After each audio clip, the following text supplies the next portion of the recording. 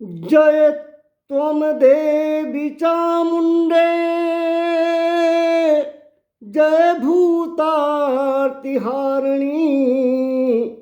जय सर्वगते देवी कालरात्रि नमोस्तुते। भक्तों, भागवत जी की कथा में आगे चलते हैं।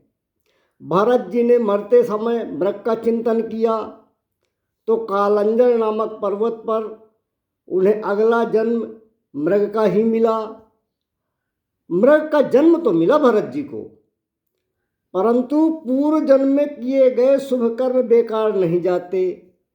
इसलिए उनके पूर्व जन्म के तप का ही प्रभाव था कि मृग योनि में भी भरत जी को पूर्व जन्म की सब बातें याद बनी रहीं। इसीलिए मृग बने राजर्षि भरत के हृदय में वैराग्य जाग गया। तब उन्होंने अपनी माता मृगु को त्याग कर अपनी जन्मभूमि कालंजर पर्वत से पुनः अपने पूर्व की जन्म की तपस्थली पुलस्त और पुलहरिष के आश्रम में चले आए।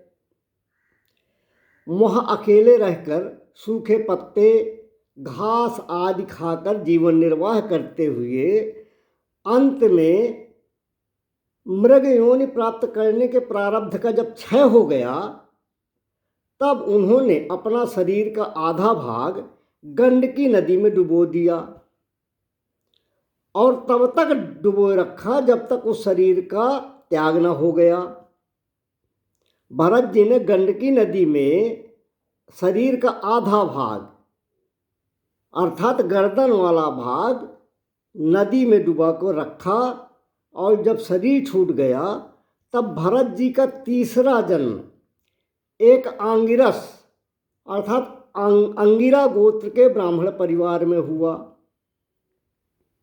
भरत जी के और सभी भाई तो पढ़ लिख कर विद्वान बन गए, वेद पाठी बन गए, परंतु भरत जी को पूर्व जन्म का ही ज्ञान रहा।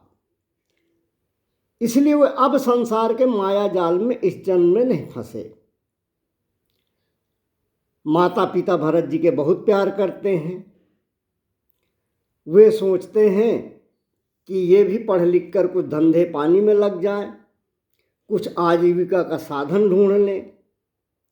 अब भरत जी ने सोचा कि दुनियादारी से कैसे बचा जाए, तो स्वयं को पागल जैसा दिखाने लगे। पागल हैं नहीं, लेकिन दिखाने ऐसे लगे जैसे वे पागल हों। कोई कुछ कहता तो जवाब कुछ और देते थे। भरत जी ने बहुत अच्छा तरीका ढूंढा कि दुनिया से बचने के लिए बनावटी पागल बन जाओ। एक दिन उनके पिताजी ने कहा कि बेटा, तू ब्राह्मण है, कम से कम गायत्री मंत्र ही याद कर लो। तो भरत जी बोले, पिताजी सुना दो, आज ही मैं सीख लूँगा। भरत जी के पिताजी ने 108 बार गायत्री मंत्र सुनाया। बोले, बेटे याद हुआ? भरत जी बोले, हाँ पिताजी, जब से आप मंत्र पढ़ रहे हैं तब से इस बिल में 9,999 चींटियां घुस चुकी हैं। अब भरत जी के पिता क्रोध से लाल हो गए। बोले, नालायक कहीं का, इसे मंत्र लिख कर दे रहा था, इसे मंत्र याद करने को कह रहा था, यह चींटियां गिन रहा था।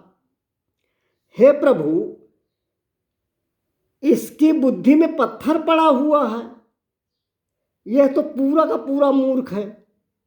पिताजी ने उसी दिन से नाम रख दिया उसका जड़ भरत। अब आगे भरत जी क्या करेंगे, इसकी कथा बाद में कहने का प्रयास करेंगे। बोलिए दुर्गा मैया की जय, बोलिए माता कालरात्रि जी की जय।